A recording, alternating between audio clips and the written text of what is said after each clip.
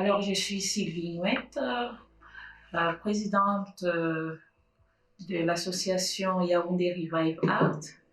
Je suis la promotrice fondatrice de la Semaine internationale du premier film au Cameroun, Yara, depuis 2013.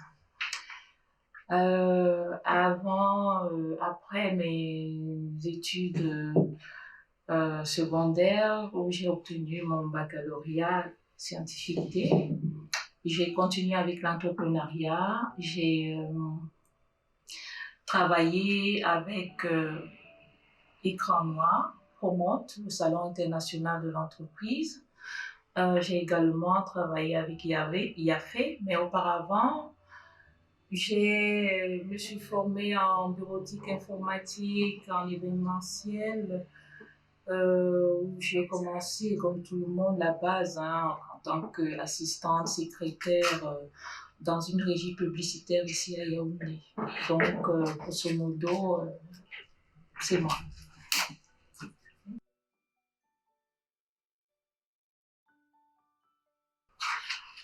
Oh, succès, je sais pas, mais je sais une chose, qu'il faut de la patience, beaucoup de patience, l'endurance, la persévérance. Il faut vraiment croire en ses rêves et les chérir pour mieux les réaliser. Il faudrait également croire en soi, avoir la maîtrise de soi lorsqu'on entreprend pour vraiment avoir de la méthode. Bien évidemment, ne jamais cesser d'apprendre parce que l'apprentissage n'est pas forcément ou bien le cursus normal qu'on entreprend, mais c'est également une forte solide culture générale qu'on peut rencontrer tout au long de son parcours. Donc, c'est ça la clé du succès. Et puis, il faut avoir beaucoup de résilience parce que ça vous permet d'enlever la peur de l'échec qu'on a toujours lorsqu'on entreprend, parce que l'échec est une expérience dans notre ascension vers l'entrepreneuriat et ça fera toujours partie de notre vie. Donc, c'est pour ça que la femme a besoin de s'entourer de tout ça pour avoir la force d'avancer dans ce domaine qu'est l'entrepreneuriat.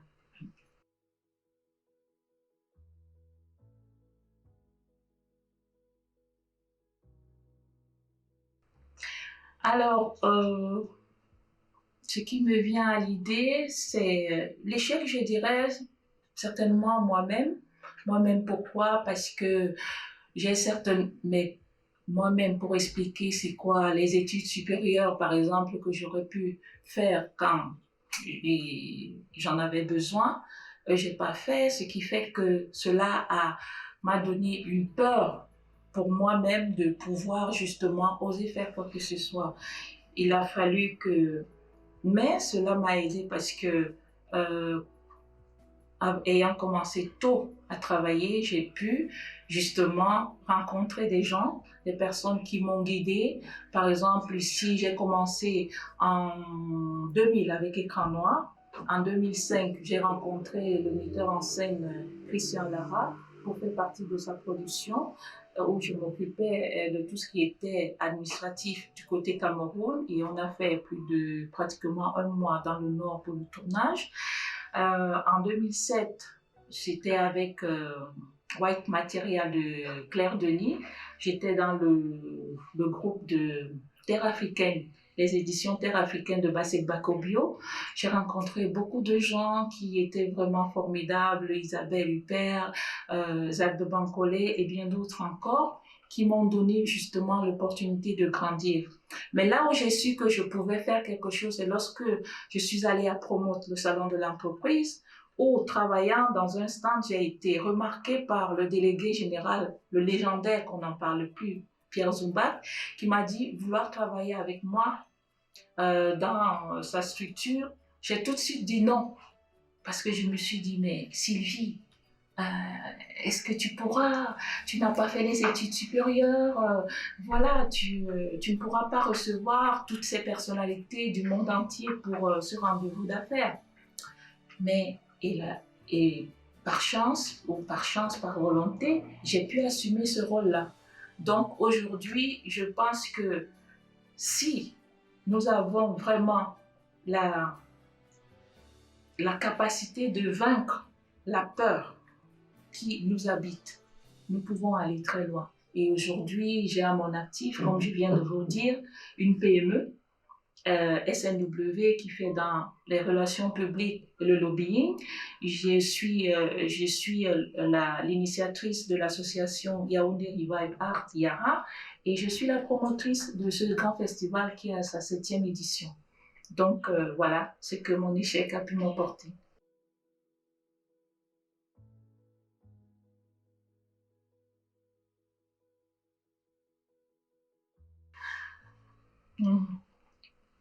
Ben, vous savez, quand on me pose cette question, j'ai toujours envie de sourire parce que je me demande si on peut poser la même question à un homme. Est-ce qu'un homme qui a des enfants n'est-il pas un père de famille? Qui est marié n'est-il pas un homme au foyer? Pourquoi pourrait-il entreprendre et pas la femme? Donc, je pense que tout est question d'organisation, de volonté, de ses capacités qu'on peut avoir sur le plan physique, mental, intellectuel ou humain. La vie de femme ne m'enlève en rien ma capacité à pouvoir gérer quelque chose, à être chef d'entreprise.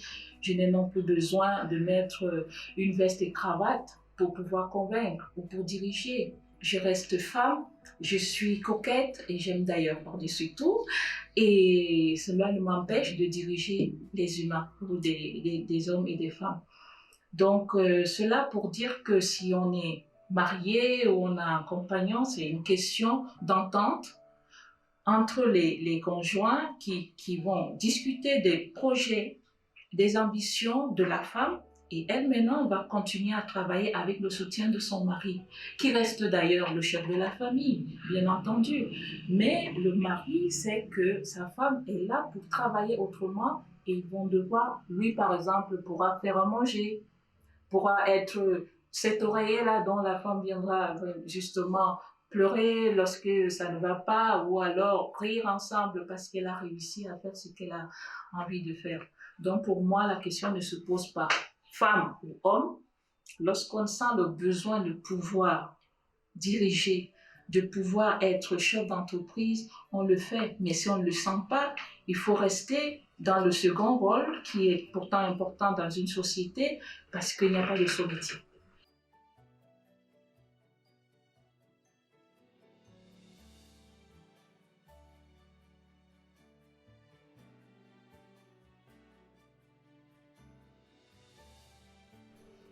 Ah, les femmes qui m'ont inspirée, j'en ai deux ou trois, mais je pense beaucoup plus à Thérèse Itabela, qui était la première femme à être pilote au Cameroun, qui était la première femme à être caméraman. À cette époque même, le mot d'ailleurs n'avait pas été créé pour être au féminin, et qui a été également mannequin, réalisatrice, journaliste. À cette époque, et là nous parlons des années 60, entre 58 et 60. Donc vous voyez que c'était vraiment un phénomène dans le monde des hommes qui, pour eux, c'était vraiment quelqu'un, une femme, c'était pas une femme, et pourtant, elle avait toutes les qualités pour être en même temps féminine, en même temps chef d'entreprise, en même temps pilote. Et ici, j'ai également en tête Fatou Diop, qui est une Sénégalaise, franco-sénégalaise. Pour moi, c'est son intelligence. Elle a un franc-parler incroyable, elle est humaniste. Pour elle, l'humain au centre de tout. Et si on l'a compris, on ne se bat plus contre qui que ce soit ou quoi que ce soit. On travaille pour le bien-être de la planète. On est là pour pouvoir montrer aux autres qu'on a des capacités qu'on voudrait partager aux autres. Et pour moi, ce sont mes références. Alors, qu'est-ce que je peux apporter aux femmes? Vous savez, les femmes sont des entrepreneurs nés, mais on ne le sait pas. Les femmes sont des chefs d'entreprise. Alors, à partir de ce moment-là, il faut qu'on ait conscience qu'on peut le faire et maintenant avoir les capacités, et encore, il faut les déceler. Une fois qu'on le sait, on ne peut pas, on ne doit même pas hésiter parce qu'on est femme. Il faut avancer. Donc, c'est ce que moi, j'aimerais leur apporter. Mon parcours atypique est vraiment quelque chose de... C'est un exemple que beaucoup de gens peuvent suivre, quels que soient les niveaux, les échelons. Même si vous vendez la tomate, votre manière de le faire montre que vous êtes une femme entreprenante. Donc, voilà ce que je peux dire aux femmes.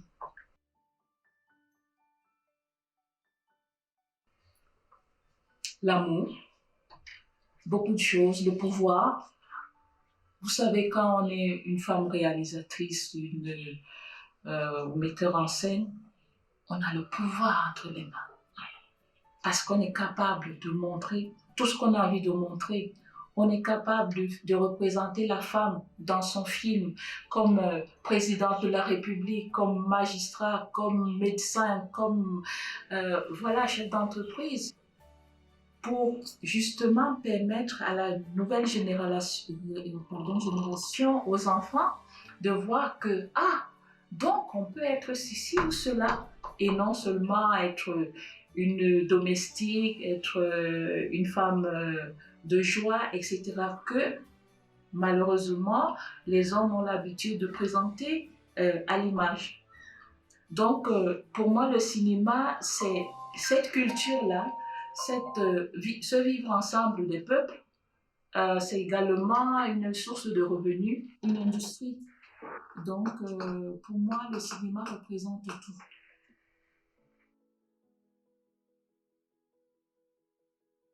Pour moi, l'engagement, c'est le don de soi, c'est le sacrifice. Lorsque vous vous engagez à faire quelque chose, ça voudrait dire que vous avez déjà réfléchi, vous avez une idée, vous avez pesé le pour et le contre, et vous êtes seul à ce moment-là.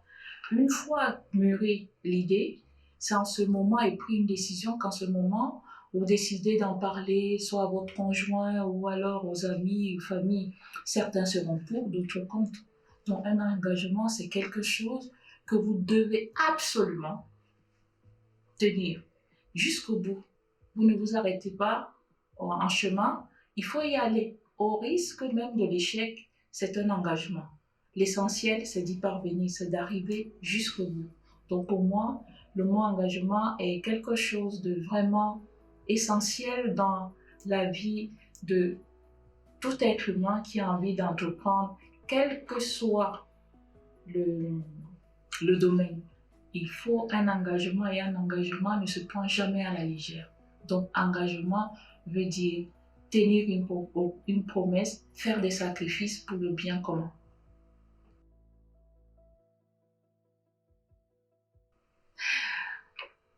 Vous voulez parler de ma candidature aux législatives 2019? C'est ça? Ah, ben écoutez, effectivement, moi j'ai toujours été dans le domaine artistique et culturel, comme vous avez pu le constater, mais parce que entrepreneur dans l'âme, je me suis dit que je pouvais également voir ce qui se passe de l'autre côté, donc dans la politique en elle-même. Je me sentais prête à faire autrement des choses sur le plan artistique et culturel, et c'était déjà même l'audace.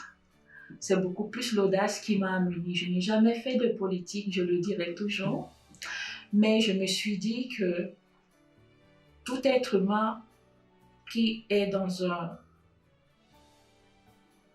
pays a des choses à dire, a quelque chose à apporter, et on peut, si on le ressent, si on sait qu'on peut le faire, il ne faut pas hésiter. D'où mon engagement pour être députée, parce qu'il y a, comme vous le savez, il y a des lois à proposer et il y a le contrôle de l'État lorsqu'on est député, ce qui pouvait, pour moi, m'amener à apporter justement ma contribution au service du peuple camerounais.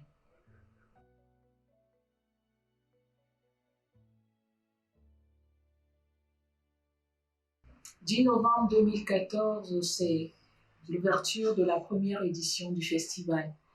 C'est un moment palpitant, émouvant, avec beaucoup d'anxiété, mais surtout On était sûrs de nous parce que j'ai commencé cette première édition avec ma coéquipière Patricia Monet. Nous étions deux femmes à le faire et nous avions justement de la méthode parce qu'on avait 14 ans d'expérience pour pouvoir organiser un festival.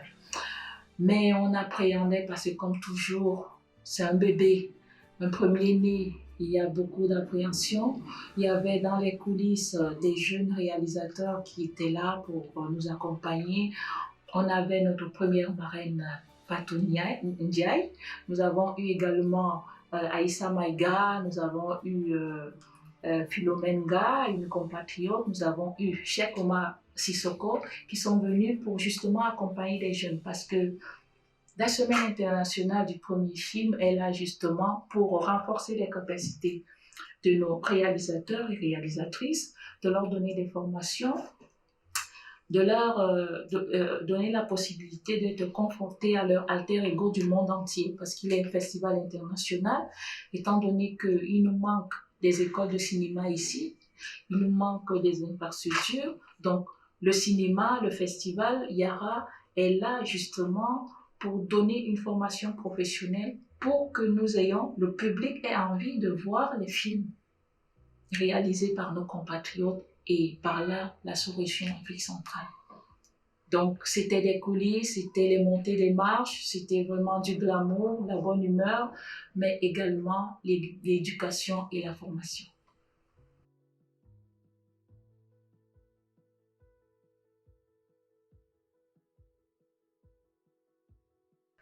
Pour la femme africaine d'aujourd'hui et de demain, je dirais que j'ai eu la chance d'avoir une maman entreprenante à son niveau, qui n'avait justement pas été à l'école, mais qui faisait des bouillons de queue de bœuf, qui faisait de la pâtisserie, qui cultivait des hectares de champs. Et moi, j'étais là très jeune pour vendre des madeleines. Et c'est ça d'ailleurs qui m'a permis d'aimer le cinéma parce que je faisais quelques bénéfices et j'allais au cinéma les après-midi. C'est ça qui m'a donné cet amour du cinéma-là.